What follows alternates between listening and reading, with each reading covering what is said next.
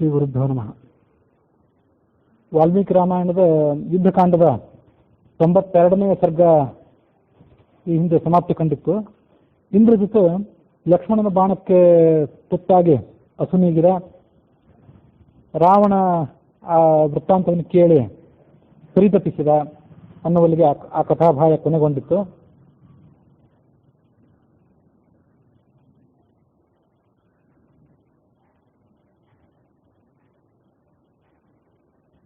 ಸೀತೆಯನ್ನ ಕೊಲ್ಲಬೇಕು ಅಂತ ಹೋಗಿದ್ದ ರಾವಣ ಕೋಪದಿಂದ. ಅವನನ್ನ ಪ್ರಹಸ್ತ ಅವನ ಸುಪಾರ್ಶ್ವ ಅನ್ನುವಂಥ ಅವನ ಮಂತ್ರಿ ಸಮಾಧಾನಗೊಳಿಸಿದ.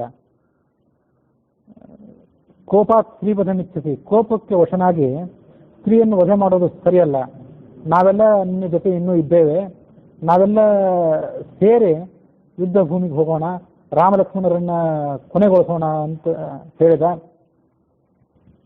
ಅದೇ ಸಂದರ್ಭದಲ್ಲಿ ಸುಲೋಚನ ಅಂದ್ರೆ ಇಂದ್ರಜಿತ್ನ ಪತ್ನಿ, ಅವಳೇನು ಮಾಡಿದಳು ಅನ್ನೋದನ್ನ ಆನಂದ ರಾಮಾಯಣಕ್ಕನುಸಾರವಾಗಿ ನೋಡಬೇಕು. ಸುಲೋಚನ ಹೆಸರು ವಾಲ್ಮೀಕಿ ರಾಮಾಯಣದಲ್ಲಿ ಬಂದಿಲ್ಲ, ಅದು ಆನಂದ ರಾಮಾಯಣದಲ್ಲಿ ಅಷ್ಟೇ ಬಂದಿದ್ದು. ಇಂದ್ರಜಿತ್ನಿಗೆ 2 ಕೈಗಳಿದ್ದವಲ್ಲ, ಅದರಲ್ಲಿ ಒಂದು ಕೈಯನ್ನ ಆ ಇಂದ್ರಜಿತ್ನ ಮನೆಯಲ್ಲಿ ಬೀಳಿಸಿದ್ದ ಲಕ್ಷ್ಮಣ, ಮತ್ತೊಂದು ಕೈ ರಾವಣನ ಸಭಾಸ್ಥಾನದಲ್ಲಿ ಹೋಗಿ ಬಿದ್ದಿತ್ತು. ತನ್ನ ಗಂಡನ ಆ ಒಂದು ಕೈ ತನ್ನ ಕಡೆ ಬಂದದ್ದನ್ನು ಆಕೆ ನೋಡಿದಳು. ಅದರಲ್ಲಿ ಒಂದು ಬಾಣನೂ ಇತ್ತು, ಈಗ ಬಾಣವನ್ನು ಹಿಡ್ಕೊಂಡಿರ್ತದು, ಮತ್ತೊಂದು ಕೈಯಲ್ಲಿ ಬಿಲ್ಲಿತ್ತು. ಅವನು ಪ್ರಯೋಗ ಮಾಡಲಿಕ್ಕೆ ಸನ್ನದ್ಧನಾಗಿದ್ದಾಗಲೇ ಅದನ್ನ ಇಂದ್ರಜಿತ್ ಲಕ್ಷ್ಮಣ ಕತ್ತರಿಸಿದ್ದ. ಅದನ್ನ ಇವಳು ನೋಡಿದ್ಲು. ಅವನು ಹಿಂದೆ ತೋರಿಸಿದಂತಹ ಪರಾಕ್ರಮಗಳನ್ನ, ಆತನ ಪೌರುಷಗಳನ್ನೆಲ್ಲ ನೆನಪಿಸಿಕೊಂಡು ಆಕೆ ಅತ್ತಳು. ಆಗ ಅಲ್ಲೊಂದು ಪವಾಡ ಸದೃಶವಾದ ಘಟನೆ ನಡೀತು. ಆ ಭುಜ ಇತ್ತಲ್ಲ, ಅದು ಅವಳಿಗೆ ಸಮಾಧಾನ ಮಾಡಿತ್ತು. ಅದು ಹೇಗೆ ಸಮಾಧಾನ ಮಾಡಿತ್ತು ಅಂತಂದ್ರೆ, ತನ್ನ ಕೈಯಲ್ಲಿದ್ದಂತಹ ಬಾಣದಿಂದ ಅದು ಭೂಮಿ ಮೇಲೆ ಕೆಲವು ಅಕ್ಷರಗಳನ್ನು ಬರೆಯಿತ್ತು. ಅದಕ್ಕೆ ಹತ್ತಿದಂತಹ ರಕ್ತ, ಆ ರಕ್ತವನ್ನೇ ಶಾಯಿಯನ್ನಾಗಿ ಉಪಯೋಗ ಮಾಡಿಕೊಂಡು, ಬಾಣವನ್ನ ಲೇಖನಿಯನ್ನಾಗಿ ಉಪಯೋಗ ಮಾಡಿಕೊಂಡು ಆ ಹಸ್ತ ಕೆಲವು ಮಾತುಗಳನ್ನು ಭೂಮಿಯ ಮೇಲೆ ಬರೆಯಿತು. ಸ್ವಲೋಹಿತಾಕ್ಷರ ಇಸ್ಪ್ರಾಹ ಮಾಖೇರಂ ಭಜ ಭಾಮಿನಿ, ದುಃಖ ಪಡಬೇಡ, ನಾನು ಯಾರೋ ಕ್ಷುದ್ರರಾದವರು ಬಾಣಕ್ಕೆ ತುತ್ತಾಗಿ ಪ್ರಾಣ ಬಿಟ್ಟಿಲ್ಲ, ಜ್ಞಾನ ಆಗಿತ್ತು ಇಂದ್ರಜಿತ್ನಿಗೆ. ಸಾಕ್ಷಾತ್ ಶೇಷಶರಾಘಾತೈ ಹತೋಹಂ ಮುಕ್ತಿಮಾಗತಃ, ಸ್ವಯಂ ಆದಿಶೇಷನ ಬಾಣಕ್ಕೆ ಬಲಿಯಾಗಿ ನಾನು ಇವತ್ತು ಸದ್ಗತಿ ಪಡ್ಕೊಂಡಿದ್ದೇನೆ. ನನ್ನ ಸಲುವಾಗಿ ನೀನು ಎಲ್ಲೋ ದುರ್ಗತಿ ಪಡ್ಕೊಂಡೇನೋ ಅಂತ ದುಃಖ ಪಡಬೇಕಾಗಿಲ್ಲ. ಇದನ್ನು ಗಮನಿಸ್ಬೇಕು. ಇದು ವಾಲ್ಮೀಕಿ ರಾಮಾಯಣದಲ್ಲಿ ಈ ಮಾತು ಬರಲಿಲ್ಲ. ತಾತ್ಪರ್ಯ ನಿರ್ಣಯದಲ್ಲೂ ಅಂತಹ ಮಾತೇನು ಬಂದಿಲ್ಲ. ರಾವಣ ಕುಂಭಕರ್ಣರಲ್ಲಿ ಒಂದೇ ಶರೀರದಲ್ಲಿ 2 ಆತ್ಮಗಳಿದ್ದವು, ಒಂದು ದುರಾತ್ಮ ಮತ್ತೊಂದು ಶ್ರೇಷ್ಠ ಆತ್ಮ. ಆ ದುರಾತ್ಮಕ್ಕೆ ದುರ್ಗತಿ ಆಯಿತು, ಮತ್ತು ಅಲ್ಲಿ ಒಳಗಿರುವಂತಹ ಜಯ ವಿಜಯರಿಗೆ, ಭಗವಂತನ ದ್ವಾರಪಾಲಕರಿಗೆ ಮುಕ್ತಿ ಆಯಿತು ಅಂತ ಅದನ್ನೆಲ್ಲ ನಾವು ನೋಡ್ತೀವಿ. ಇಂದ್ರಜಿತನ ಬಗ್ಗೆ ಆ ಮಾತು ಬರಲಿಲ್ಲ. ಆದರೆ ಇಂದ್ರಜಿತನಲ್ಲೂ ಅಂಥದ್ದೊಂದು ಇತ್ತು ಅಂತ ಅನ್ನೋದು ಆನಂದ ರಾಮಾಯಣದಲ್ಲಿ ಏನು ಸಂಗತಿ ಬಂತು. ಇದನ್ನ ತಾತ್ಪರ್ಯ ನಿರ್ಣಯ ಅಲ್ಲಗಳದಿಲ್ಲ, ಇದನ್ನು ಗಮನಿಸಬೇಕು. ಎಲ್ಲಿ ಅಲ್ಲಗಳಿತದಲ್ಲ ಅಂಥದ್ರಲ್ಲಿ ಈ ಗ್ರಂಥದಲ್ಲಿ ಬಂದದನ್ನು ಪರಿತ್ಯಾಗ ಮಾಡಬೇಕು. ಅಲ್ಲಗಳಿಲ್ಲ ಅಂದ ಮೇಲೆ ನಿರ್ಣಯ ಅದನ್ನು ಹೇಳದೇ ಇದ್ರೂ ಕೂಡ ಅದನ್ನು ಸ್ವೀಕಾರ ಮಾಡಬಹುದು ಅಂತ ಅದು ಮತ. ಹಾಗಾಗಿ ಇಂದ್ರಜಿತ್ನಲ್ಲೂ ಕೂಡ ಅಂಥ 2 ಜೀವಗಳ ಸಮಾವೇಶ ಇದ್ದಿರಬೇಕು. ಆತ ಮುಕ್ತಿಯನ್ನು ಪಡ್ಕೊಂಡ ಅಂತನ್ನೋದು ಸಿದ್ಧಾಂತದ ಒಂದು ಅಭಿಪ್ರಾಯಕ್ಕೆ ವಿರುದ್ಧ ಏನಾಗಲಿಕ್ಕಿಲ್ಲ ಅಂತ ನಾವು ಇಲ್ಲಿ ಭಾವಿಸಬೇಕು.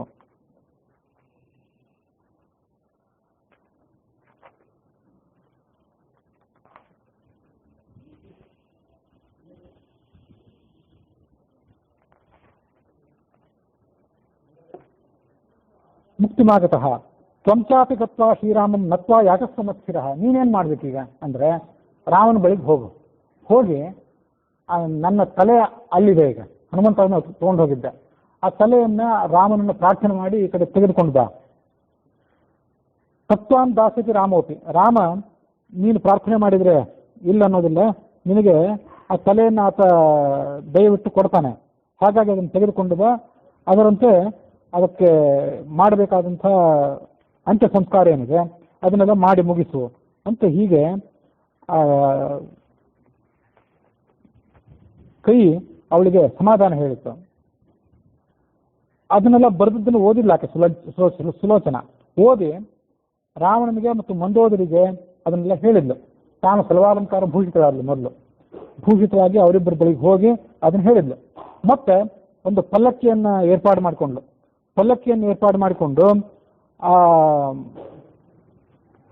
ರಾಮ ಲಕ್ಷ್ಮಣರು ಎಲ್ಲಿದ್ರು ಅಲ್ಲಿಗೆ ಹೋದಳು. 100 ಜನ ರಾಕ್ಷಸರು ಅವಳಿಗೆ ಬೆಂಗಾವಲಾಗಿದ್ರು. ಅಂತ ಒಂದು ವೈಭವೋಪೇತವಾದಂತಹ ಮೆರವಣಿಗೆಯಲ್ಲಿ ಆಕೆ ಪಲ್ಲಕ್ಕಿಯಲ್ಲಿ ಕುಳಿತುಕೊಂಡು ಅಲ್ಲಿಗೆ ಹೋದಳು.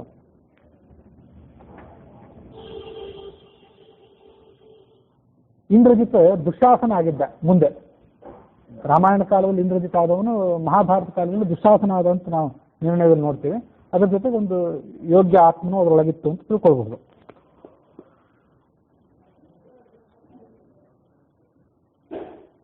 ಆ ಪಲ್ಲಕ್ಕಿ ಬರ್ತಿರೋದನ್ನ ನೋಡಿದ್ರು ಈ ಕಪಿಗಳೆಲ್ಲ. ಆ ಪಲ್ಲಕ್ಕಿ ಒಳಗೊಬ್ಬ ಸುಂದರಿ ಕೂಡ ಕೂತ್ಕೊಂಡಿದ್ಲು. ಅದು ನೋಡಿ ಇವರೇನು ತಿಳ್ಕೊಂಡ್ರು ಅಂದ್ರೆ ರಾಮ ಬಹುಶಃ ರಾವಣ ಹೆದರಿ ರಾಮನಿಗೆ ಸೀತೆಯನ್ನು ಒಪ್ಪಿಸ್ಲಿಕ್ಕಾಗಿ ಪಲ್ಲಕ್ಕಿಯಲ್ಲಿ ಕೂರಿಸಿ ಸೀತೆಯನ್ನು ಕಳಿಸ್ಲಿಕ್ಕೆ ಮನಸ್ಸು ಮಾಡಿರ್ಬೇಕು ಅಂತ ವಿಚಾರ ಮಾಡಿದ್ರು.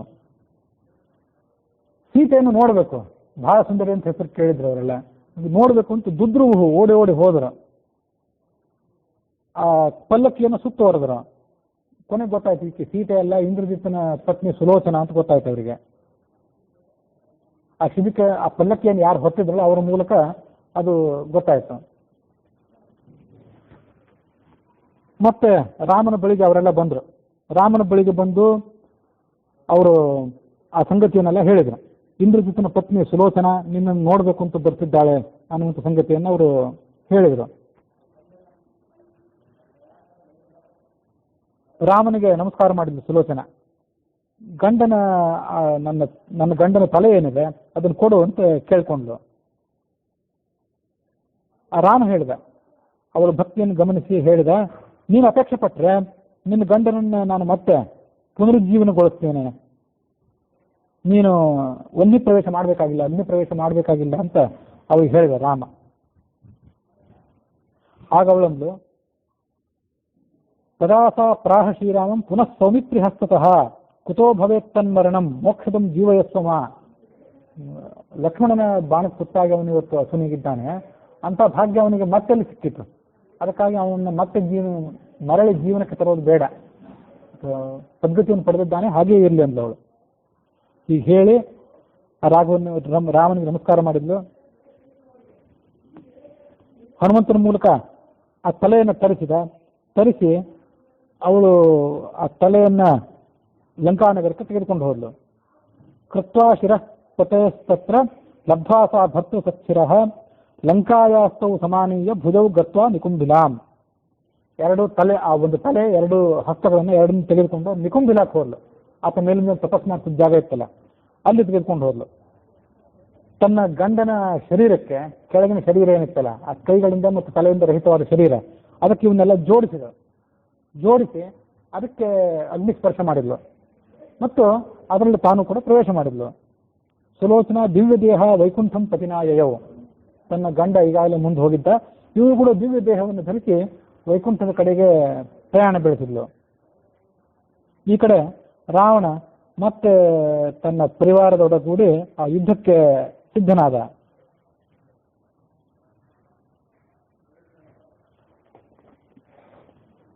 ವಾಲ್ಮೀಕಿ ರಾಮಾಯಣದ ಯುದ್ಧಕಾಂಡದ 93ನೇ ಸರ್ಗ ಈಗ ಮುಂದುವರಿಬೇಕು. ರಾವಣ ಸಭಾಸ್ಥಾನಕ್ಕೆ ಬಂದು ಕೂತ್ಕೊಂಡ, ಸಿಂಹಾಸನದಲ್ಲಿ ಬಂದು ಕೂತ್ಕೊಂಡ. ಆ ಸೇನಾಪತಿಗಳಿಗೆಲ್ಲ ಹೇಳಿದ, ನೀವೆಲ್ಲರೂ ಕೂಡ ಈಗ ಸೇರಿ ಯುದ್ಧಕ್ಕೆ ಹೊರಡಿ. ರಾಮ ಮತ್ತು ಲಕ್ಷ್ಮಣ ಅವರಿಬ್ಬರನ್ನ ಸುತ್ತುವರೆದು ನೀವು ಬಾಣಪ್ರಯೋಗ ಮಾಡಿ ಅವರನ್ನ ಸದೆ ಬಡಿಯಿರಿ, ನಾನು ಕೂಡ ನಿಮ್ಮನ್ನು ಹಿಂಬಾಲಿಸ್ತೀನಿ ಅಂತ ಹೇಳಿದ. ದೊಡ್ಡ ಸೈನ್ಯ, ಒಂದು ರಾಕ್ಷಸರ ಸೈನ್ಯ ಹೊರಟಿತು. ಕಪಿಗಳ ಮತ್ತು ರಾಕ್ಷಸರ ನಡುವೆ ಭಯಂಕರವಾದಂತಹ ಯುದ್ಧನೂ ಕೂಡ ಮುಂದುವರಿಯಿತು. ಮುಂದೆ ರಾಮ ತಾನಾಗೆ ಮುಂದೆ ಬಂದ. ಆ ರಾಕ್ಷಸರ ಸೈನ್ಯದಲ್ಲಿ ನುಗ್ಗಿ ಬಾಣಗಳ ಮಳೆ ಬರಲಿಕ್ಕೆ ಪ್ರಾರಂಭ ಮಾಡಿದ. ರಾಮನ ಬಿಲ್ಲಿನಿಂದ ಹೊರಟಂತ ಬಾಣಗಳನ್ನು ಮಾತ್ರ ರಾಕ್ಷಸರು ಕಾಣಿಸ್ತಿದ್ರು. ಆದರೆ ರಾಮನ ಬಿಲ್ಲಾಗಲಿ ಯಾರ ಕಣ್ಣಿಗೂ ಬೀಳುವಂತೆ ಇರಲಿಲ್ಲ. ಕೆಲವರು ಮಾತಾಡ್ತಾ ಇದ್ರು, ಅಲ್ಲಿ ನೋಡಿ ರಾಮ ಇದ್ದಾನೆ, ಅವನು ಆನೆಗಳನ್ನು ಕೊಲ್ತಿದ್ದಾನೆ ಅಂತಿದ್ರು. ಮತ್ತೊಂದು ಕಡೆ ರಥಗಳನ್ನು ಸಂಹಾರ ಮಾಡ್ತಿದ್ದಾನೆ, ಇಲ್ಲ ಅಲ್ಲಿ ನೋಡಿ ಕುದುರೆಗಳನ್ನು ಕೊಲ್ತಿದ್ದಾನೆ, ಅವನೇ ರಾಮ ಅಂತ ಹೀಗೆ ಪರಸ್ಪರ ಎಲ್ಲರೂ ಮಾತಾಡ್ತಿದ್ರು. ಅಂತೂ ಒಂದು ಕಡೆ ನೋಡೋ ಹೊತ್ತಿಗೆ ಮತ್ತೊಂದು ಕಡೆ ರಾಮನ ಶರೀರ, ರಾಮನ ಸ್ವರೂಪ ಕಾಣ್ತಿತ್ತು. ಅವರ ಭ್ರಮೆ ಹೇಗಾಯ್ತು ಅಂದ್ರೆ ಕೊನೆಗೆ ರಾಮ ಸಂಮೋಹನಾಸ್ತ್ರವನ್ನು ಪ್ರಯೋಗ ಮಾಡಿದ್ದು ಇದ್ದಿರಬೇಕು, ಅಥವಾ ತಾನು ಎಲ್ಲ ಕಡೆ ಸಂಚಾರ ಮಾಡ್ತಿದ್ದರಿಂದ ಪ್ರತಿಯೊಬ್ಬ ರಾಕ್ಷಸನಿಗೂ ಕೂಡ ಎದುರಿಗಿರುವಂಥ ರಾಕ್ಷಸ ರಾಮನ ಸ್ವರೂಪದಿಂದಲೇ ಕಾಣ್ತಿದ್ದ. ಅದರ ಪ್ರತಿಫಲವಾಗಿ ಒಬ್ಬ ರಾಕ್ಷಸರು ತಮ್ಮ ಕಡೆಯಂಥ ರಾಕ್ಷಸರನ್ನೇ ಮೇಲಿನ ಮೇಲೆ ಕೊಲ್ಲಿಕ್ಕೆ ಪ್ರಾರಂಭ ಮಾಡಿದರು. ಗಾಂಧರ್ವಾಸ್ತ್ರವನ್ನು ಪ್ರಯೋಗ ಮಾಡಿ ಎಲ್ಲ ರಾಕ್ಷಸರನ್ನು ಕೂಡ ಮೋಹಗೊಳಿಸಿಬಿಟ್ಟ. ತೇತು ರಾಮಸಹಸ್ರಾಣಿ ರಣೇ ಪಶ್ಯಂತಿ ರಾಕ್ಷಸಾಹ ಪುನಃ ಪಶ್ಯಂತಿ ಕಾಕುತ್ಸ್ಥಂ ಏಕಮೇವ ಮಹಾಹವೇ. ಆ ಗಾಂಧರ್ವಾಸ್ತ್ರ ಪ್ರಯೋಗದ ಪರಿಣಾಮವಾಗಿ ಎಲ್ಲ ಕಡೆ ಅವರಿಗೆ ರಾಮರೇ ಕಾಣ್ಲಿಕ್ಕೆ ಪ್ರಾರಂಭ ಮಾಡಿದರು. ಬಂಗಾರದ ಧನಸ್ಸು ಏನಿತ್ತಲ್ಲ, ರಾಮನ ಧನಸ್ಸು, ಅದು ಎಲ್ಲ ಕಡೆ ಸಂಚಾರ ಮಾಡ್ತಿತ್ತು. ಸುತ್ತಲೂ 10 ದಿಕ್ಕುಗಳಿಗೆ ಎಲ್ಲ ಕಡೆ ಸಂಚಾರ ಮಾಡ್ತಿದ್ರಿಂದ ಅದು ಕೊಳ್ಳಿ ಅಂತೆ, ತೀವಟಿಗೆ ಅಥವಾ ಕೊಳ್ಳಿ ಅಂತ ಅದು ತಿರುಗುತ್ತಾ ಇತ್ತು. ಆ ಧನಸ್ಸಿನ ತುದಿ ಮಾತ್ರ ಎಲ್ಲರಿಗೂ ಕಾಣ್ತಿತ್ತೇ ಹೊರತು ಉಳಿದ ರಾಮನ ಸ್ವರೂಪವಾಗಲಿ ಆತನ ಶರೀರವಾಗಲಿ ಏನು ಕಾಣ್ತಿರ್ಲಿಲ್ಲ.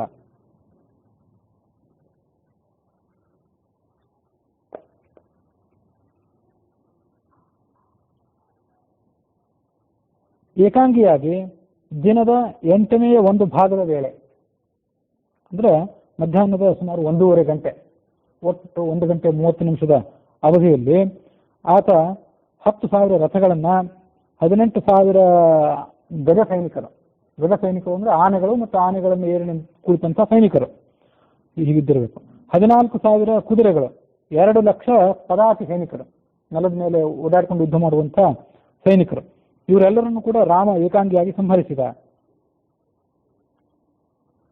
ಆಕಾಶದಲ್ಲಿ ನೋಡ್ತಿದ್ದಂಥ ದೇವರ್ಷಿಗಳು, ಮಹರ್ಷಿಗಳು, ಪರಮರ್ಷಿಗಳೆಲ್ಲ ಅವನ ಪರಾಕ್ರಮವನ್ನು ಪ್ರಶಂಸೆ ಮಾಡಿದರು. ರಾಮ ಈ ನಡುವೆ ತನ್ನ ಸಮೀಪನಿದ್ದಂಥ ವಿಭೀಷಣ, ಸುಗ್ರೀವ, ಹನುಮಂತ, ಜಾಂಬವಂತ, ಮೈಂದ, ದ್ವಿವಿಧ ಇವರೆಲ್ಲರಿಗೂ ಹೇಳಿದ, ಏತದಸ್ತ್ರ ಬಲಂ ದಿವ್ಯಂ ಮಮವ ತ್ರ್ಯಂಬಕಸ್ಯವ.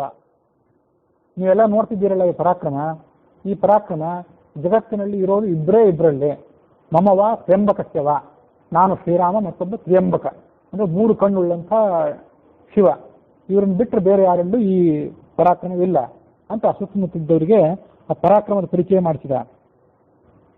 ಅಂಬಕ ಅಂತಂದ್ರೆ ಕಣ್ಣು ಅಂತ ಸಂಸ್ಕೃತ, ಹಾಗಾಗಿ ತ್ರಿ ಅಂಬಕ ಇವೆರಡು ಸೇರಿ ತ್ರ್ಯಂಬಕ ಅಂತ ಆಗಬೇಕು.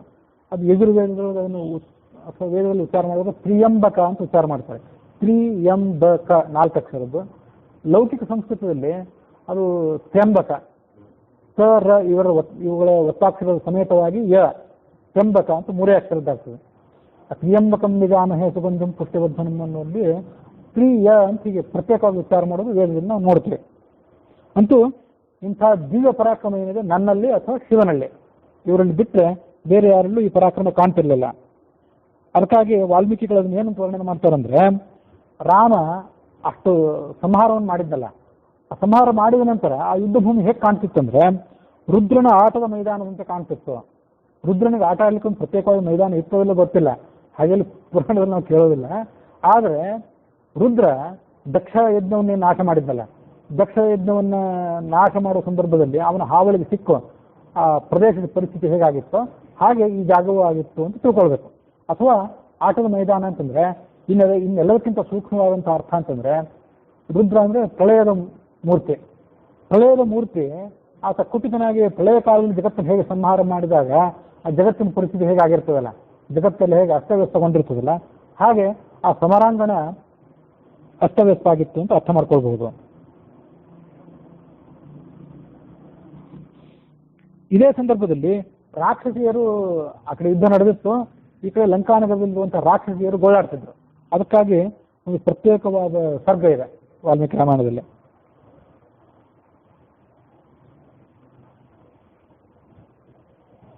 ಈ ದೊಡ್ಡ ಸಂಹಾರದ ಕಾರ್ಯ ಇದೆ, ಇಷ್ಟು ಜನ ರಾಮ ಕೊಂದು ಹಾಕಿದ್ನಲ್ಲ, ಅದೆಲ್ಲ ಸಮಾಚಾರ ಈ ರಾಕ್ಷಸಿಯರಿಗೆ ಬಂದು ತಲುಪಿತ್ತು. ಯಾಕಂದ್ರೆ ಅಲ್ಲಿರುವಂತಹ ರಾಕ್ಷಸರು, ಅಳಿದುಳಿದ ರಾಕ್ಷಸರು ಅದನ್ನೆಲ್ಲ ಬಂದು ರಾಕ್ಷಸಿಯರಿಗೆ ವರದಿ ಮಾಡಿದರು. ತಮ್ಮ ಗಂಡಂದ್ರನ್ನು ಕಳ್ಕೊಂಡಂತಹ ವಿಧವೆಯರು, ಮಕ್ಕಳನ್ನು ಕಳ್ಕೊಂಡಂತಹ ತಾಯಂದಿರು, ಅಣ್ಣ ತಮ್ಮಂದಿರನ್ನು ಕಳ್ಕೊಂಡಂತಹ ಸಹೋದರಿಯರು ಒಂದು ಕಡೆ ಸೇರಿ ಒಬ್ರಿಗೊಬ್ರಿಗೆ ಸಮಾಧಾನ ಮಾಡ್ಲಿಕ್ಕೆ ಬಂದವರು ಗೋಳಾಡ್ಲಿಕ್ಕೆ ಪ್ರಾರಂಭ ಮಾಡಿದರು. ಅವರೆಲ್ಲ ಸೇರಿ ಮೊದಲು ಬೈದದ್ದು ಯಾರನ್ನ ಅಂದ್ರೆ ರಾಮನನ್ನಲ್ಲ, ಶೂರ್ಪಣಖಿಯನ್ನು ಬೈದರು. ಯಾಕಂತಂದ್ರೆ ಆ ಶೂರ್ಪಣಖ ಕಾರಣದಿಂದಾಗಿ ಎಂತೆಲ್ಲ ಹಾವಳಿ ಆಯ್ತು. ಅವಳೆಂಥವಳು, ಅವಳೇನು ರಾಮನಿಗೆ ಸರಿಸಾಟಿಯೇ? ರಾಮ ಮನ್ಮಥನಂತ ಸುಂದರ ಆಕಾರನಾದವನು, ಇವಳು ಜ್ಯೋತು ಬಿದ್ದ ಹೊಟ್ಟೆಯಿಂದ ಕೂಡಿದವಳು ಅಂತ ವಿಕಾರವಾದ ಸ್ವರೂಪ ಇದ್ದವಳು, ಕರಾಳ ರೂಪವುಳ್ಳವಳು, ವೃದ್ಧಳು. ಇಂಥ ಶೂರ್ಪಣಿಕೆಗೆ ಅರಣ್ಯದಲ್ಲಿ ಮನ್ಮಥನಂತೆ ಸುಂದರನಾದಂಥ ರಾಮ ಕಾಣಿಸಿದ. ಇವಳು ಅವನ ಬಗ್ಗೆ ಕಾಮಪ್ರೇಮವನ್ನು ವ್ಯಕ್ತ ಮಾಡಲಿಕ್ಕಾಗಿ ಅವನ ಕಡೆ ಹೋದ್ಲು. ನಮ್ಮ ದುಃಖಕ್ಕೆ ಅವಳೇ ಮೂಲ ಕಾರಣಗಳು. ರಾಮ ಸುಕುಮಾರ ಸುಂದರನಾದವನು, ಮಹಾ ಸತ್ವ ಸಂಪನ್ನ ಸದ್ಗುಣಶಾಲಿಯಾದವನು, ಸಮಸ್ತ ಪ್ರಾಣಿಗಳ ಹಿತಕ್ಕೆ ಯಾವತ್ತು ಬದ್ಧನಾದವನು. ಅಂಥವನನ್ನು ನೋಡಿ ಕ್ರೂಪಿಣಿಯಾದಂಥ ಶೂರ್ಪಣಖ ಮೋಹ ಹೊಂದಿದ್ದಲ್ಲ. ನಿಶ್ಚಯವಾಗಿ ಅವಳನ್ನ ನಾವೇ ಕೊಂದು ಹಾಕಬೇಕಾಗಿತ್ತು ಮೊದಲು. ಲಕ್ಷ್ಮಣ ಅವಳ ಮೂಗನ್ನ ಕಿವಿಯನ್ನ ಇಷ್ಟೇನು ಕತ್ತರಿಸುವಂತೇನು ಹಿಂದೆ ಘಟನೆ ನಡೀತಲ್ಲ, ಅದು ಇರಲಿ. ನಾವು ಅವಳನ್ನು ಮೊದಲು ಕೊಂದು ಹಾಕಬೇಕಾಗಿತ್ತು. ಕೊಂದು ಹಾಕಿದ್ರೆ ಈ ಯಾವ ಸಮಸ್ಯೆನೇ ಬರ್ತಿರ್ಲಿಲ್ಲ. ಕಥಂ ಸರ್ವಗುಣೈರ್ಹೀನ ಗುಣವಂತಂ ಮಹೌಜಸಂ ಸುಮುಖಂ ದುರ್ಮುಖಿ ರಾಮಂ ಕಾಮಯಾಮಾಸ ರಾಕ್ಷಸಿ. ಅವಳಲ್ಲಿ ಸದ್ಗುಣದ ಲವಲೇಶವೂ ಇಲ್ಲ ಈ ಶೂರ್ಪಣಖಿಯಲ್ಲಿ. ರಾಮ ಮಹಾ ಸದ್ಗುಣ ಸಂಪನ್ನ, ಮಹಾ ತೇಜಸ್ವಿ, ಇವಳು ವಿಕಾರವಾದ ಮುಖ ಇದ್ದವಳು. ಅವಳು ಆ ರಾಮನನ್ನು ಕಾಮಿಸಿದಳು ಹೇಗೆ?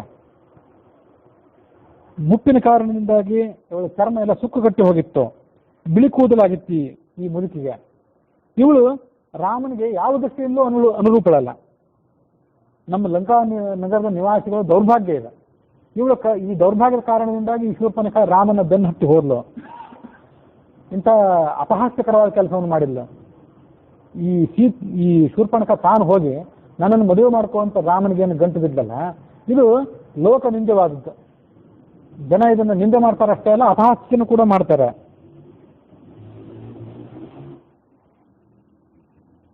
ಇವಳು ಮಾಡಿದ ಕಾರಣ ಒಂದು ಕ್ರಿಯೆ ಪ್ರತಿಫಲವಾಗಿ ಖರದೂಷಣರೆಲ್ಲ ನಾಶ ಹೊಂದಬೇಕಾಯಿತು. ಅದರ ಮೂಲಕವಾಗಿ ನಮ್ಮ ರಾಜನಾದಂಥ ರಾಮನ ದ್ವೇಷವನ್ನು ಕಟ್ಟಿಕೊಂಡ ಮತ್ತು ತನ್ನೆಲ್ಲ ಪರಿವಾರವನ್ನು ಕಳ್ಕೊಂಡಿದ್ದಾನೆ. ಇನ್ನು ತಾನೂ ಕೂಡ ಆ ರಾಮನ ಬಾಣಕ್ಕೆ ತುತ್ತಾಗಿ ಹಸು ನೀಗುವವನಿದ್ದಾನೆ. ನಿಶ್ಚಯವಾಗಿಯೂ ಈ ನಮ್ಮ ರಾವಣನಿಗೆ ಆ ಸೀತೆ ಸಿಗೋದಿಲ್ಲ. ಯಾಕಂದ್ರೆ ಬಲಿಷ್ಠನಾದಂಥ ರಾಮನ ವಿರೋಧವನ್ನು ಈತ ಕಟ್ಕೊಂಡಿದ್ದಾನೆ. ಹಿಂದೆ ಆ ವಿರಾಧ ಅನ್ನುವಂಥ ರಾಕ್ಷಸ ಸೀತೆಯನ್ನ ವಶಪಡಿಸ್ಕೊಳ್ಬೇಕಂತ ಪ್ರಯತ್ನ ಪಟ್ಟಿದ್ದ, ಆದ್ರೆ ಅದು ಅವನಿಗೆ ಸಾಧ್ಯವಾಗಲಿಲ್ಲ. ರಾಮನೊಬ್ಬನೇ ಅವನನ್ನು ಸಂಹಾರ ಮಾಡಿದ. ಆ ಒಂದು ಘಟನೆ ಸಾಕು ರಾಮನ ಪರಾಕ್ರಮಕ್ಕೆ ಕನ್ನಡಿ ಹಿಡಿಯಲಿಕ್ಕೆ.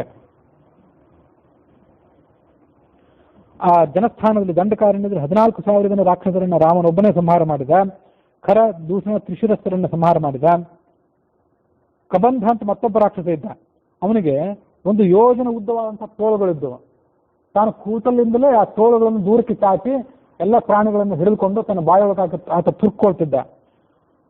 ಅಂಥ ರಾಕ್ಷಸನ್ನು ಕೂಡ ರಾಮ ಸಂಹಾರ ಮಾಡಿದ. ಇದೆಲ್ಲ ರಾವಣನಿಗೆ ಗೊತ್ತಿತ್ತು. ನಮ್ಮ ರಾವಣ ಸೀತೆಯನ್ನು ಅಪಹಾರ ಮಾಡೋದಕ್ಕಿಂತ ಮೊದಲು ಈ ಯಾವ ಸಂಗತಿಯನ್ನು ತಿಳಿಯದವನಾಗಿರಲಿಲ್ಲ. ಆದರೂ ಆತ ಕೋಪಕ್ಕೆ ವಶನಾಗಿ ಕಾಮಕ್ಕೆ ವಶನಾಗಿ ಇಂಥ ಕೆಲಸ ಮಾಡಿಬಿಟ್ಟ.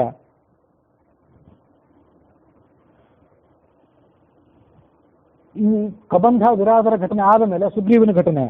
ರಾಜ್ಯಭ್ರಷ್ಟನಾಗಿ ಪತ್ನಿಯನ್ನು ಕಳ್ಕೊಂಡು ತನ್ನವರನ್ನು ಕಳ್ಕೊಂಡು ಆತ ಋಷ್ಯಮುಖ ಪರ್ವತದಲ್ಲಿ ವಾಸ ಮಾಡ್ತಿದ್ದ. ರಾಮನ ಅನುಗ್ರಹದಿಂದ ಕಿಷ್ಕಿಂಧ ರಾಜ್ಯವೇ ಆತನಿಗೆ ಸಿಕ್ಕಿಬಿಡ್ತು. ಇದು ರಾಮನ ಪರಮಾನುಗ್ರಹದ ಮಹತ್ವ ಎಂಥದ್ದು ಅಂತ ತಿಳ್ಕೊಳ್ಳಿಕ್ಕೆ ಈ ಉದಾಹರಣೆ ಸಾಕು. ನಮ್ಮವನೇ ಆದ ವಿಭೀಷಣ ಹೇಳಿದ ಮಾತು ಸಮಸ್ತ ರಾಕ್ಷಸರಿಗೆ ಹಿತಕರವಾಗಿತ್ತು. ಆದರೆ ಈ ರಾವಣ ಅದನ್ನು ಕೇಳಲಿಲ್ಲ. ಯಾಕೆಂದ್ರೆ ಈತ ಮೋಹವಶನಾಗಿ ಬಿಟ್ಟಿದ್ದ.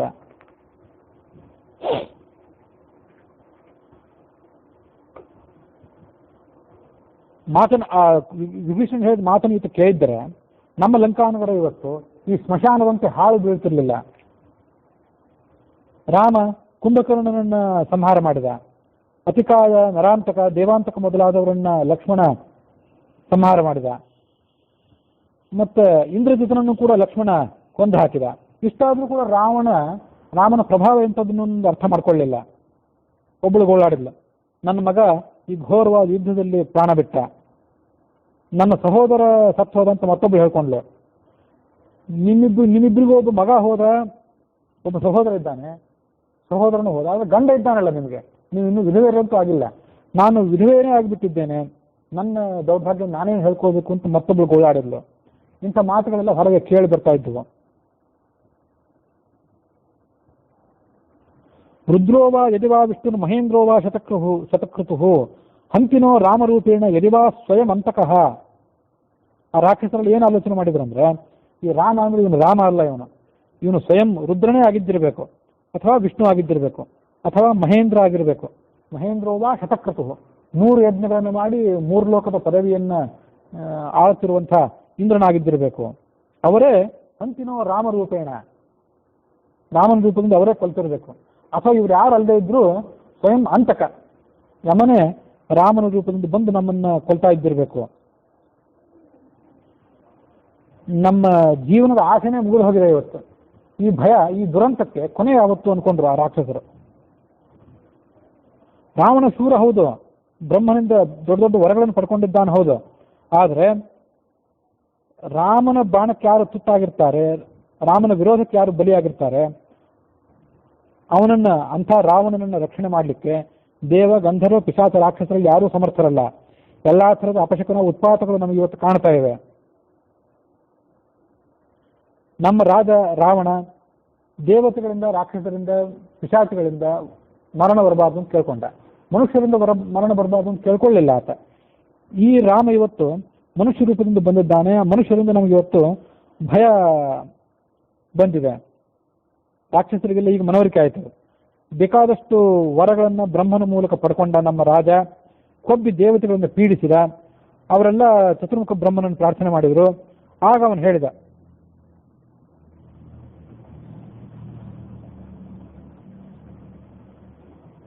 ದೇವತೆಗಳ ಹಿತಕ್ಕಾಗಿ ಎಲ್ಲಾ ದೇವತೆಗಳನ್ನು ಕುರಿತು ಈ ಮುಂದಿನಂತೆ ಮಾತನ್ನು ಹೇಳಿದ. ಇನ್ನು ಮುಂದೆ ಅಂದ್ರೆ ರಾವಣನನ್ನು ಕೊಂದ ಮೇಲೆ ಎಲ್ಲ ಜಗತ್ತಿನ ನಿವಾಸಿಗಳೆಲ್ಲ ಸುಖದಿಂದ ಬದುಕ್ತೀರಿ, ನಿಮಗೆ ಯಾವುದೇ ಆತಂಕ ಇರೋದಿಲ್ಲ ಅಂತ ವರ ಕೊಟ್ಟಿದ್ದ. ಮತ್ತು ಆ ಬ್ರಹ್ಮ ಏನ್ ಮಾಡಿದ ಅಂದ್ರೆ, ಇಂದ್ರ ಮೊದಲಾದ ದೇವತೆಗಳನ್ನ ಕರೆದುಕೊಂಡು ತ್ರಿಪುರಾಂತಕನಾದಂಥ ಮಹಾದೇವನನ್ನ ಸ್ತೋತ್ರದಿಂದ ಪ್ರಶಂಸೆಗೊಳಿಸಿದ್ದ. ಇದು ವಾಲ್ಮೀಕಿ ರಾಮಾಯಣದಲ್ಲಿ ಹಿಂದೆಲ್ಲಿ ಬರಲಿಲ್ಲ, ಕವಿಗಳನ್ನು ಹಿಂದೆ ಹೇಳಲಿಲ್ಲ. ಬ್ರಹ್ಮಾದಿ ದೇವತೆಗಳು ಇಂದ್ರ ಮೊದಲಾದವರೆಲ್ಲ ಮಹಾದೇವನನ್ನು ಸ್ತೋತ್ರಗೊಳಿಸಿದ್ರು ಅನ್ನೋ ಘಟನೆ ಅಲ್ಲಿ ಬರಲಿಲ್ಲ. ಆದರೆ ಅದನ್ನು ಇಲ್ಲಿ ಬಂತು, ಅದರಿಂದ ಅದನ್ನು ತಿಳ್ಕೊಳ್ಬೇಕು. ಆಗ ಮಹಾದೇವ ಪ್ರಸನ್ನನಾದ. ಆಯಿತು, ನೀವೆಲ್ಲ ನನ್ನನ್ನು ಇಷ್ಟು ಪ್ರಾರ್ಥನೆ ಮಾಡಿದ್ದೀರಿ, ಆ ರಾಕ್ಷಸರ ವಿನಾಶಕ್ಕಾಗಿ, ಜಗತ್ತನ್ನ ನಾಶ ಮಾಡ್ತಿರುವಂಥ ರಾಕ್ಷಸರ ವಿನಾಶಕ್ಕಾಗಿ ಒಬ್ಬಳು ಸ್ತ್ರೀ ಸದ್ಯದಲ್ಲೇ ಜನ್ಮ ತಾಳ್ತಾಳೆ ಅಂತ ಮಹಾದೇವ ಹೇಳಿದ್ದ.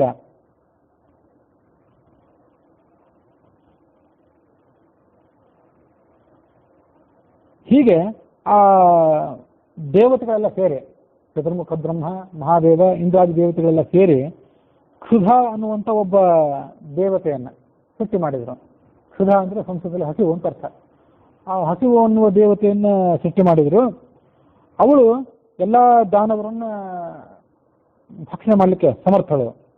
ಅದರಂತೆ ಈ ಸೀತನೂ ಕೂಡ ರಾವಣನ ಸಮಸ್ತ ಪರಿವಾರವನ್ನೆಲ್ಲ ಧ್ವಂಸ ಮಾಡ್ತಾಳೆ, ನಮ್ಮನ್ನು ಕೂಡ ಧ್ವಂಸ ಮಾಡ್ತಾಳೆ. ಇದು ಸ್ಪಷ್ಟವಾಗಿ ಏನಂತ ಇಲ್ಲಿ ಅದು ಅರ್ಥ ಆಗೋದಿಲ್ಲ. ಕ್ಷುಧಾದೇವಿನೇ ಸೀತೆ ಇರಬಹುದು, ಅಥವಾ ಕ್ಷುಧಾದೇವಿನೂ ಸೀತೆಯು ಪ್ರತ್ಯೇಕ ಇದ್ದಿರಬಹುದು. ಇದು ಆ ರಾಕ್ಷಸಿಯರ ತಮ್ಮೊಳಗೆ ಮಾತಾಡ್ಕೊಂಡ ಸಂಗತಿ ಇದೆ. ಹಾಗಾಗಿ ಅವರ ಅಭಿಪ್ರಾಯ ಏನು ಅಂತ ಸ್ಪಷ್ಟ ಆಗೋದಿಲ್ಲ. ಅಂತೂ ಚತುರ್ಮುಖ ಬ್ರಹ್ಮ ಮತ್ತು ರುದ್ರ, ಇಂದ್ರಾದಿ ದೇವತೆಗಳೆಲ್ಲ ಕೂಡಿ ರಾಕ್ಷಸರ ಪರಿವಾರದ ನಾಶಕ್ಕಾಗಿ ಮಾಡಿದಂಥ ಒಂದು ಸಂಚಿದು. ಅದರಂತೆ ಈ ಸೀತೆ ಮತ್ತು ಈ ಸೀತೆಯ ಮೂಲಕವಾಗಿ ನಮ್ಮ ಸಮಸ್ತ ರಾಕ್ಷಸರ ವಿನಾಶ ಇವತ್ತು ಬಂದವರೆಗಿದೆ ಅಂತ ಅವ್ರು ಅರ್ಥ ಮಾಡ್ಕೊಂಡ್ರು.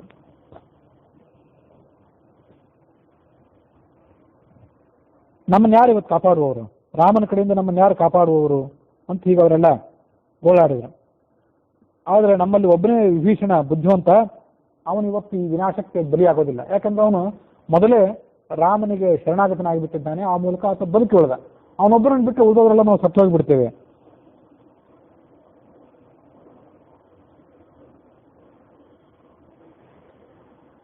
ಇದೆಲ್ಲ ರಾವಣನಿಗೆ ಸುದ್ದಿ ಕೇಳಿ ಬಂತು. ಈ ರಾಕ್ಷಸಿಯರು ನಾನಾ ರೀತಿಯಾಗಿ ವಿಲಾಪ ಮಾಡ್ತಿದ್ರಲ್ಲ, ಅದು ಆತನಿಗೆ ಕೇಳಿ ಬಂತು. ಆ ವಿಲಾಪವನ್ನು ಕೇಳಿ ಆತ ದೀರ್ಘವಾಗಿ ನಿಟ್ಟುಸಿರು ಬಿಟ್ಟ. ಸ್ವಲ್ಪ ಹೊತ್ತು ಆಲೋಚನೆ ಮಾಡಿದ. ತನ್ನ ಮಗ, ತಮ್ಮ ಇವರೆಲ್ಲ ಯುದ್ಧದಲ್ಲಿ ರಾಮ ಲಕ್ಷ್ಮಣರ ಬಾಣಕ್ಕೆ ತುತ್ತಾಗಿದ್ದನ್ನ ಆತ ನೆನಪು ಮಾಡಿಕೊಂಡ. ಮಾಡಿಕೊಂಡು ಮತ್ತಷ್ಟು ದುಃಖಿಸಿದ. ತನ್ನ ಸಮೀಪದಲ್ಲಿದ್ದಂಥ ರಾಕ್ಷಸರಿಗೆ ಮಾತು ಹೇಳಿದ. ಮಾತಾಡುವಾಗ ಅವನು ಬಾಯಿಂದ ಸ್ಪಷ್ಟವಾದ ಮಾತು ಬರಲಿಲ್ಲ, ತೊದಲುತ್ತಾ ಇದ್ದ ಭಯದಿಂದ. ಮಹೋದರ, ಮಹಾಪಾರ್ಶ್ವ, ವಿರೂಪಾಕ್ಷ ಈ ಮೊದಲಾದ ರಾಕ್ಷಸರೇನಿದ್ದಾರೆ ಇವರಿಗೆ ಯುದ್ಧಕ್ಕೆ ಹೊರಡಿ ಅಂತ ಆಜ್ಞೆ ಮಾಡಿ. ಇಲ್ಲಿ ಮಹೋದರ, ಮಹಾಪಾರ್ಶ್ವ, ವಿರೂಪಾಕ್ಷ ಅಂತ ಏನು ಬಂತಲ್ಲ, ಅವರ ಪೈಕಿ ಮಹೋದರ ಮಹಾಪಾರ್ಶ್ವರಿಬ್ರು ಹಿಂದೆ ಇಬ್ರು ಮಹೋದರ ಮಹಾಪಾರ್ಶ್ವರು ಅನ್ನೋರು ಸತ್ತೋಗಿದ್ದಾರೆ. ಅವರು ಮತ್ತು ಇವರಿಬ್ರು ಬೇರೆ ಬೇರೆ ಅಂತ ತಿಳ್ಕೊಳ್ಬೇಕು. ಒಂದೇ ಹೆಸರನ್ನು ಇಬ್ಬರು ರಾಕ್ಷಸರಿದ್ರು ಅಂತ ಹಾಗೆ ತಿಳ್ಕೊಳ್ಬೇಕು. ಆ ರಾಕ್ಷಸರು ರಾವಣನ ಆಜ್ಞೆಯನ್ನು ಕೇಳಿ ಕೂಡಲೇ ಮಹೋದರ, ಮಹಾಪಾರ್ಶ್ವ, ವಿರೂಪಾಕ್ಷರ ಕಡೆಗೆ ಓಡಿದ್ರು. ಓಡಿ ರಾವಣ ನಿಮ್ಮನ್ನ ಯುದ್ಧಕ್ಕೆ ಹುರಿದುಂಬಿಸ್ತಿದ್ದಾನೆ, ಬೇಗ ಹೊರಡಿ ಅಂತ ಹೇಳಿದರು. ಅವರು ಸ್ವಸ್ತಿವಾಚನ, ಪುಣ್ಯಾಹವಾಚನ ಇತ್ಯಾದಿಗಳನ್ನು ಮಾಡಿಸ್ಕೊಂಡು ಯುದ್ಧ ಭೂಮಿಗೆ ಹೊರಟರು. ರಾವಣನ ಬಳಿಗೆ ಬಂದು ಅವನಿಗೆ ನಮಸ್ಕಾರ ಮಾಡಿದರು. ಅವನು ಅಟ್ಟಹಾಸ ಮಾಡಿ ಅವರಿಬ್ಬರಿಗೆ ಹೇಳಿದ,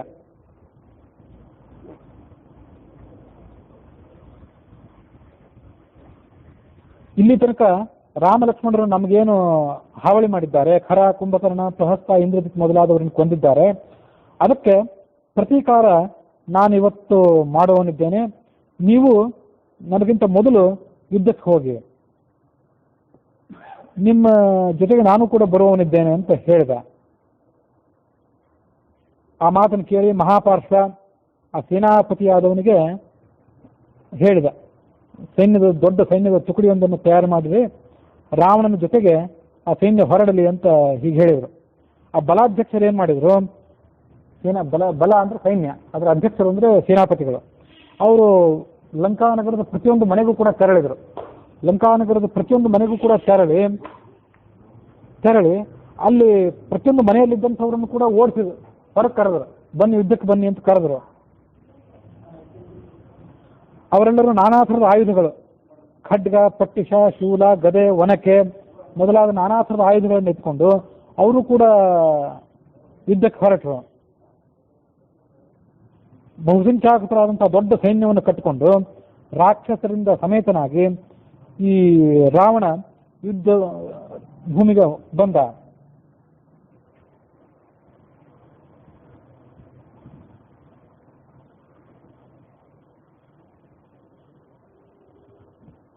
ಆತ ಯುದ್ಧ ಭೂಮಿಗೆ ಹೊರಕ್ಕೆ ಬಂದಾಗ ಅವನ್ನ ಕೆಲವು ಜನ ನೋಡಿ ಮಾತಾಡ್ಕೊಳ್ತಾ ಇದ್ರು. ಲಂಕಾನಗರದಲ್ಲಿದ್ದಂಥ ನಿವಾಸಿಗಳಾಗಿರ್ಬಹುದು ಅಥವಾ ಆಕಾಶದಲ್ಲಿ ಮೇಲಿದ್ದಂಥ ದೇವರ್ಷಿ ಪರಮರ್ಷಿಗಳಾಗಿರ್ಬಹುದು. ಅಲ್ಲಿ ನೋಡಿ ರಾಕ್ಷಸರಾಜ ಬರ್ತಿದ್ದಾನೆ. ಅವನು ಯಾರು ಅಂದ್ರೆ ಸೀತೆಯನ್ನು ಅಪಹಾರ ಮಾಡಿಕೊಂಡು ಬಂದಿರುವಂಥ ಕಳ್ಳ ಅವನು, ಮತ್ತು ಬ್ರಹ್ಮಹತ್ಯೆಯನ್ನ ಮಾಡಿರುವಂಥವನು, ದುರಾಚಾರಿ. ಅನೇಕ ಜನ ರಾಕ್ಷಸರನ್ನೆಲ್ಲ ಈತ ಸಂಹಾರ ಮಾಡಿದವನಾದ್ರಿಂದ ಅವನು ಬ್ರಹ್ಮಹತ್ಯಾ ದೋಷಕ್ಕೂ ಕೂಡ ಗುರಿಯಾದವನು.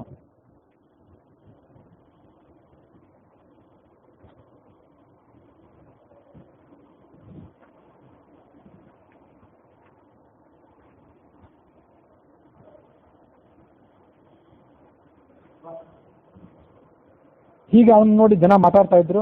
ಮಹೋದರ, ಮಹಾಪಾರ್ಶ್ವ ಮತ್ತು ವಿರೂಪಾಕ್ಷ ಇವರೆಲ್ಲ ಆ ರಾವಣನ ಸಮೇತರಾಗಿ ಯುದ್ಧಕ್ಕೆ ಹೊರಟರು. ಆ ಸಂದರ್ಭದಲ್ಲಿ ಎಲ್ಲಾ ಥರದ ಅಪಶಕುನಗಳು ಕಂಡು ಬಂದವು. ದೇವೇಂದ್ರ ಮಳೆಯ ಅಧಿದೇವತೆ, ಆತ ನೀರಿನ ಮಳೆ ಗರಿಯುವುದರ ಬದಲಾಗಿ ರಕ್ತದ ಮಳೆ ಗರಿದ. ಭೂಮಿ ನಡುಗಿತ್ತು. ಕುದುರೆಗಳೆಲ್ಲ ಮುಂದೆ ಸಾಗಲಿಕ್ಕೆ ಭಯಪಟ್ಟವು.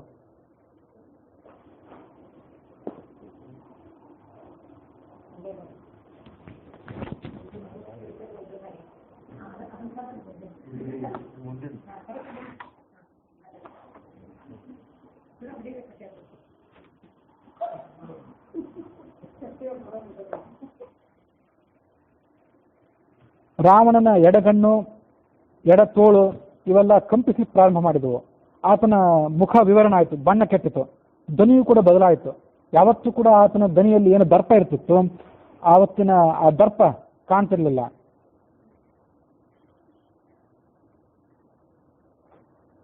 ನಾನಾ ಥರದ ಅಪಶಕುನಗಳನ್ನು ಗಮನಿಸಿಯೂ ಕೂಡ ಆ ರಾವಣ ಇನ್ನೂ ತನ್ನ ಮೋಹವನ್ನು ಕಳ್ಕೊಂಡಿರಲಿಲ್ಲ.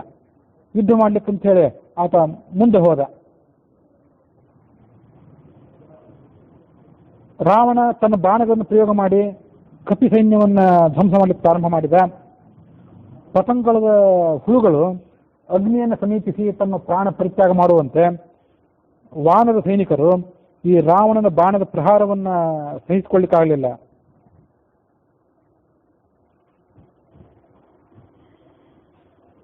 ಯುದ್ಧ ಮಾಡುವ ಕಾರಣಕ್ಕಾಗಿ ರಾಮನ ಬಳಿಗೆ ಬಂದ ರಾವಣ. ಈ ನಡುವೆ ಸುಗ್ರೀವ ತಾನೇ ಮುಂದೆ ಬಂದ. ಸುಷೇಣ ಅಂತ ಅವನ ಕಪಿಗಳ ವೈದ್ಯ ಇದ್ದ, ಅವನನ್ನ ದಂಡಿನ ಪಾಳೆಯದಲ್ಲಿ ನಿಲ್ಲಿಸಿ ತಾನೇ ಮುಂದೆ ಬಂದ. ಒಂದು ದೊಡ್ಡ ವೃಕ್ಷವನ್ನೇ ಕೈಯಲ್ಲಿ ಹಿಡ್ಕೊಂಡು ಆ ಶತ್ರುವಿನ ಮೇಲೆ ದಂಡೆತ್ತಿ ಹೊರಟ. ಸ್ವಯಂ ರಾಜನೇ ಮುಂದೆ ಹೊರಟಿದ್ದಾನೆ ಎಂದ ಕೂಡಲೇ ಉಳಿದೆಲ್ಲ ಕಪಿಗಳು ಕೂಡ ನಾನಾ ಥರದ ಬಂಡೆಕಲ್ಲು, ವೃಕ್ಷ, ಪರ್ವತದ ಶಿಖರ ಇವನ್ನೆಲ್ಲ ಎತ್ಕೊಂಡು ಆ ರಾಕ್ಷಸ ಸೈನ್ಯದ ಮೇಲೆ ಮುನ್ನುಗ್ಗಿದ್ರು. ಕಪಿ ಸೈನಿಕರು ಪ್ರಯೋಗ ಮಾಡ್ತಿದ್ದಂತಹ ಬಂಡೆಕಲ್ಲು, ವೃಕ್ಷ ಮೊದಲಾದ ವಸ್ತುಗಳಿಗೆ ಸಿಕ್ಕು ಆ ರಾಕ್ಷಸರು ಅಲ್ಲೇ ಕೆಳಗೆ ನುಚ್ಚು ನೂರಾಗ್ತಿದ್ರು. ಆವಾಗ ವಿರೂಪಾಕ್ಷ ಅನ್ನುವ ರಾಕ್ಷಸ ಮುಂದೆ ಬಂದ. ಅವನು ತನ್ನ ಹೆಸರನ್ನು ಘೋಷಣೆ ಮಾಡ್ಕೋತಿದ್ದ, ನಾನು ಇಂಥವನು ವಿರೂಪಾಕ್ಷ ಅನ್ನೋ ಹೆಸರಿನವನು ಅಂತ. ಮುಂದೆ ಬಂದು ದೊಡ್ಡ ಸಂಖ್ಯೆಯಲ್ಲಿ ಕಪಿಗಳನ್ನ ಧ್ವಂಸ ಮಾಡಿದ. ಸುಗ್ರೀವನ ಮೇಲೆ ಕೂಡ ನಾನಾ ಥರದ ಬಾಣಗಳನ್ನು ಪ್ರಯೋಗ ಮಾಡಿದ. ಸುಗ್ರೀವ ಈ ವಿರೂಪಾಕ್ಷನ ಸಂಹಾರ ಮಾಡಿಬಿಡ್ಬೇಕು ಅಂತ ನಿರ್ಧಾರ ಮಾಡಿದ. ದೊಡ್ಡದೊಂದು ವೃಕ್ಷವನ್ನು ಕಿತ್ತಿ ವಿರೂಪಾಕ್ಷ ಯಾವ ಆನೆಯ ಮೇಲೆ ಕುತ್ಕೊಂಡಿದ್ನಲ್ಲ ಆ ಆನೆಯನ್ನ ವೃಕ್ಷದಿಂದ ಅಪ್ಪಳಿಸಿದ. ಆ ಆನೆ ಗಾಯಗೊಂಡು 4 ಮೊಳದಷ್ಟು ಹಿಂದೆ ಸರಿಯಿತು ಮತ್ತು ಜೋರಾಗಿ ಆರ್ತನಾದ ಮಾಡಿತ್ತು. ಆ ಆನೆ ಇನ್ನು ಮುಂದೆ ಯುದ್ಧಕ್ಕೆ ಉಪಯೋಗ ಆಗುವುದಿಲ್ಲ ಅನ್ನೋದನ್ನು ಗಮನಿಸಿ ಆ ವಿರೂಪಾಕ್ಷ ಆನೆಯ ಮೇಲಿಂದ ಕೆಳಗೆ ಇಳಿದ. ತನ್ನ ಮೇಲೆ ವಿರೂಪಾಕ್ಷ ಬಂದು ಬೀಳ್ತಿದ್ದಾನೆ ಅನ್ನೋದನ್ನ ನೋಡಿ ಸುಗ್ರೀವ ದೊಡ್ಡ ಬಂಡೆ ಕಲ್ಲೊಂದನ್ನು ಎತ್ತಿ ಆ ವಿರೂಪಾಕ್ಷನ ಮೇಲೆ ಎಸೆದ. ಅದರಿಂದ ಆತ ತಪ್ಪಿಸಿಕೊಂಡ. ಖಡ್ಗದಿಂದ ಸುಗ್ರೀವನ ಮೇಲೆ ಬಾಣ ಪ್ರಯೋಗ ಮಾಡಿದ. ಸ್ವಲ್ಪ ಹೊತ್ತು ಮೂರ್ಛೆ ಹೋಗಿ ಸುಗ್ರೀವ ಕೆಳಗೆ ಬಿದ್ದ. ಮತ್ತೊಂದು ಬಾರಿ ಮುಷ್ಟಿಯನ್ನ ಕಟ್ಟಿ ಅದನ್ನು ತಿರುಗಿಸಿ ವಿರೂಪಾಕ್ಷನ ಎದೆಯ ಮೇಲೆ ಪ್ರಹಾರ ಮಾಡಿದ. ಅವನು ಸುಗ್ರೀವ ಧರಿಸಿದಂಥ ಕವಚವನ್ನ ಕತ್ತರಿಸಿದ. ಆ ವಿರೂಪಾಕ್ಷ ಸುಗ್ರೀವ ನೆಲದ ಮೇಲೆ ಬಿದ್ದ. ಮತ್ತೊಂದು ಬಾರಿ ಎದ್ದು ನಿಂತ್ಕೊಂಡು ಆ ವಿರೂಪಾಕ್ಷನನ್ನು ತನ್ನ ಅಂಗೈಯಿಂದ ಹೊಡೆದ. ಆತ ಅದನ್ನು ತಪ್ಪಿಸ್ಕೊಂಡು ಸುಗ್ರೀವನಿಗೆ ಮತ್ತೊಂದು ಏಟನ್ನು ಹೊಡೆದ. ಅವರಿಬ್ಬರ ನಡುವೆ ಹೀಗೆ ಯುದ್ಧ ಮುಂದುವರಿತು. ಸುಗ್ರೀವ ಮತ್ತೊಮ್ಮೆ ಆ ರಾಕ್ಷಸನ ಹಣೆಯ ಮೇಲೆ ಹೊಡೆದ. ಆತನ ತಲೆ ಹೊಡೆದು ಆತ ಮೂರ್ಛೆ ಹೋಗಿ ಕೆಳಗೆ ಬಿದ್ದ.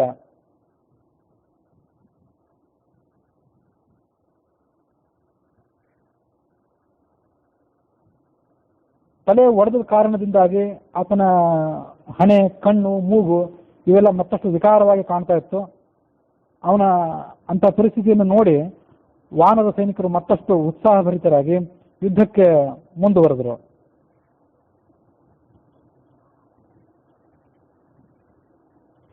ಮೂರ್ಛೆ ಹೋಗಿ ಸ್ವಲ್ಪ ಹೊತ್ತು ಬಿದ್ದವನು ಆ ವಿರೂಪಾಕ್ಷ ಮತ್ತೆ ಮೂರ್ಛೆಯಿಂದ ಹೇಳದೆ ಅಲ್ಲೇ ಪ್ರಾಣ ಪರಿತ್ಯಾಗ ಮಾಡಿದ.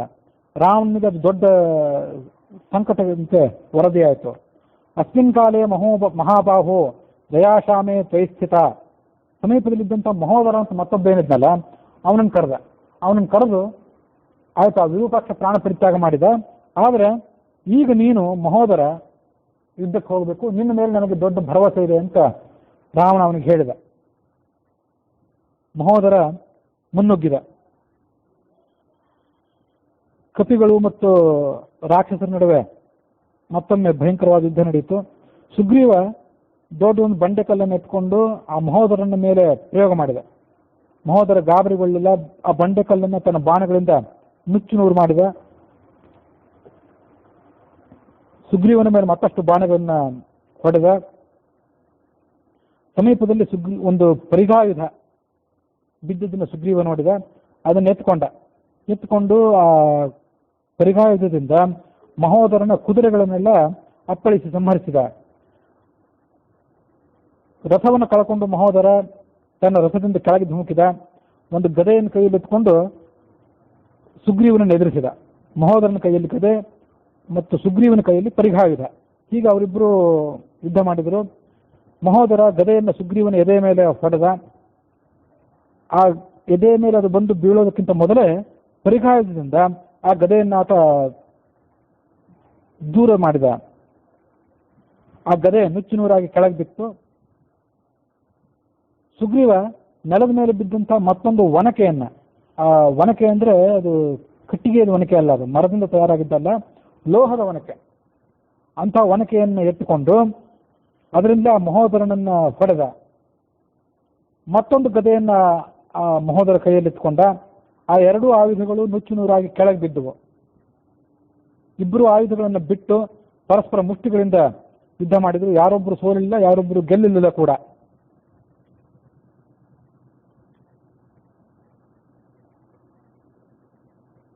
ಮಹೋದರ ಸಮೀಪದಲ್ಲಿದ್ದಂಥ ಒಂದು ಖಡ್ಗವನ್ನ ಮತ್ತೊಂದು ಗುರಾಣಿಯನ್ನ ಎರಡನ್ನು ಕೈಯಲ್ಲಿ ಎತ್ಕೊಂಡ. ಸುಗ್ರೀವನು ಕೂಡ ತನ್ನ ಕೈಯಲ್ಲಿದ್ದಂಥ ತನ್ನ ಸಮೀಪದಲ್ಲಿದ್ದಂಥ ಒಂದು ಖಡ್ಗವನ್ನ ಎತ್ತಿಕೊಂಡ. ಅವರಿಬ್ಬರ ನಡುವೆ ಆ ಖಡ್ಗ ಯುದ್ಧದ ಉತ್ಸಾಹ ಮುಂದುವರಿಯಿತು. ಮಹೋದರ ಖಡ್ಗದಿಂದ ಸುಗ್ರೀವನ ಕವಚವನ್ನು ಕತ್ತರಿಸಿದ.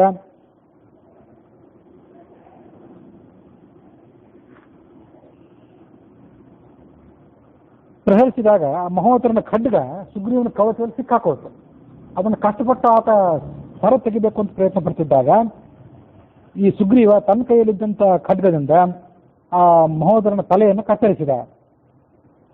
ಮಹೋದರನ ತಲೆ ಕೆಳಗೆ ಬಿದ್ದ ಕೂಡಲೇ ಆತ ಅಲ್ಲಿಂದ ಹೆದರಿ ಅದೃಶ್ಯನಾಗಿ ದೂರ ಹೋಗಿಬಿಟ್ಟ. ಮಹೋದರ ಪ್ರಾಣ ಪರಿತ್ಯಾಗ ಮಾಡಿದ್ದನ್ನು ನೋಡಿ ಸುಗ್ರೀವನನ್ನ ದೇವರ್ಷಿಗಳು ಮಹರ್ಷಿಗಳೆಲ್ಲ ಆತನ ಪ್ರಶಂಸೆ ಮಾಡಿದರು. ಮುಂದೆ ಮಹಾಪಾರ್ಶ್ವ ಅನ್ನುವನೊಬ್ಬ ಉಳಿದುಕೊಂಡಿದ್ದ. ಮಹಾಪಾರ್ಶ್ವ ಕುಪಿತನಾಗಿ ಕಪಿಗಳ ಮೇಲೆ ದಂಡೆತ್ತಿ ಬಂದ. ಅನೇಕ ರಾಕ್ಷಸರ ಕೈಗಳನ್ನು ಕತ್ತರಿಸಿದ ಮತ್ತು ಕೆಲವರ ಕಾಲುಗಳನ್ನು ಕತ್ತರಿಸಿದ. ಕಪಿ ಸೈನ್ಯಕ್ಕೆ ಬಂದೊರಗಿದ್ದಂತಹ ದುಸ್ಥಿತಿಯನ್ನು ನೋಡಿ ಅಂಗದ ಮುಂದೆ ಬಂದ. ಕೈಯಲ್ಲಿದ್ದಂತಹ ಒಂದು ಪರಿಘಾಯುಧವನ್ನು ಎತ್ಕೊಂಡು ಮಹಾಪಾರ್ಶ್ವನನ್ನು ಎದುರಿಸಿದ. ಆ ಪರಿಘಾಯುಧದ ಏಟು ತಿಂದು ಮಹಾಪಾರ್ಶ್ವ, ಅವನ ಸಾರಥಿ ಇಬ್ಬರು ಮೂರ್ಛೆ ಹೋಗಿ ಕೆಳಗೆ ಬಿದ್ದರು. ಇದೇ ಸಂದರ್ಭದಲ್ಲಿ ಜಾಂಬುವಂತ ತನ್ನ ಸೈನ್ಯದ ಜೊತೆಗೆ ಮುಂದೆ ಬಂದ. ದೊಡ್ಡ ಒಂದು ಬಂಡೆಕಲ್ಲನ್ನೆತ್ತಿ ಆ ಮಹಾಪಾರ್ಶ್ವನ ರಥದ ಮೇಲೆ ಎಸೆದ. ರಥ ಕುದುರೆಗಳೆಲ್ಲ ನುಚ್ಚು ನೂರಾದವು. ಮಹಾಪಾರ್ಶ್ವ ಸ್ವಲ್ಪ ಹೊತ್ತಾದ್ಮೇಲೆ ಮೂರ್ಛೆಯಿಂದ ತಿಳಿದೆದ್ದು ಅಂಗದನನ್ನ ಪ್ರಹಾರ ಮಾಡಿದ.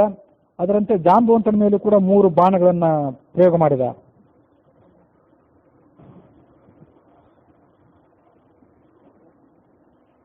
ಅವರಿಬ್ಬರು ಹೀಗೆ ಯುದ್ಧವನ್ನು ಮುಂದುವರಿಸಿದ್ದನ್ನು ನೋಡಿ, ಜಾಂಬುವಂತ ಗಾಯಗೊಂಡದ್ದನ್ನು ನೋಡಿ ಅಂಗದ ತನ್ನ ಕೈಯಲ್ಲಿದ್ದಂತಹ ಪರಿಘಾಯುಧವನ್ನು ಎತ್ತಿ ಅದನ್ನ ತಿರುಗಿಸಿದ 100 ಬಾರಿ.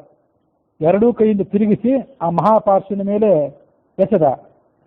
ಅದು ಆತನ ಕೈಯಲ್ಲಿದ್ದಂಥ ಧನಸ್ಸು, ತಲೆಯ ಮೇಲಿದ್ದಂಥ ಕಿರೀಟ ಇದನ್ನೆಲ್ಲ ಕೆಳಗೆ ಬೀಳಿಸಿತು. ಮತ್ತೊಮ್ಮೆ ಅಂಗದ ಆತನ ಕಿವಿಯ ಮೂಲಕ್ಕೆ ಅಂದ್ರೆ ಕಪಾಳಕ್ಕೆ ತನ್ನ ಅಂಗೈಯಿಂದ ಹೊಡೆದ. ಅದರಿಂದ ರಾಕ್ಷಸ ಕುಪಿತಾಗಿ ಒಂದು ಗುಂಡು ಗೊಡಲಿಯನ್ನು ಕೈಯಲ್ಲಿ ಎತ್ಕೊಂಡ. ಅಂಗದನ ಮೇಲೆ ಅದನ್ನು ಪ್ರಯೋಗ ಮಾಡಿದ. ಆ ಗುಂಡು ಗೊಡಲಿ ಏಟನ್ನು ಅಂಗದ ತಪ್ಪಿಸಿಕೊಂಡು ತನ್ನ ಮುಷ್ಟಿಯಿಂದ ಆ ರಾಕ್ಷಸನ ಎದೆಯ ಮೇಲೆ ಹೊಡೆದ. ಆ ಏಟಿಗೆ ರಾಕ್ಷಸನ ಎದೆ ಸೀಳಿ ಆತ ಪ್ರಾಣ ಪರಿತ್ಯಾಗ ಮಾಡಿದ. ರಾಕ್ಷಸರೆಲ್ಲ ಹೆದರಿ ಓಡಿ ಹೋದರು. ರಾವಣ ಮತ್ತಷ್ಟು ಕುಪಿತ ಆದ. ಆದರೆ ಅವನ ಕೋಪ, ಅವನ ಪರಾಕ್ರಮ ಎಲ್ಲ ಅಸಹಾಯಕವಾಗಿತ್ತು. ಅವನಿಗೆ ದೊಡ್ಡ ದಳಪತಿಗಳ ದೊಡ್ಡ ಸೇನಾ ನಾಯಕರು ಯಾರ ಸಹಾಯ ಕೂಡ ಇಲ್ಲದಂತಾಗಿತ್ತು. ಆದರೂ ಏಕಾಂಗಿಯಾಗಿ ಆತ ಸಮರಾಂಗಣದ ನಡುವೆ ನಿಂತು ರಾಕ್ಷಸರನ್ನ ಸಂಹಾರ ಮಾಡಲಿಕ್ಕೆ ಪ್ರಾರಂಭ ಮಾಡಿದ, ಕಪಿಗಳನ್ನು ಸಂಹಾರ ಮಾಡಲಿಕ್ಕೆ ಪ್ರಾರಂಭ ಮಾಡಿದ ಮತ್ತು ರಾಮನನ್ನ ಸ್ವಯಂ ತಾನು ಎದುರಿಸಬೇಕು ಅಂತ ಮುಂದೆ ಬಂದ ಅನ್ನುವಲ್ಲಿಗೆ ವಾಲ್ಮೀಕಿ ರಾಮಾಯಣದ ಯುದ್ಧಕಾಂಡದ 99ನೇ ಸರ್ಗ ಮುಕ್ತಾಯ ಆಗಿದೆ.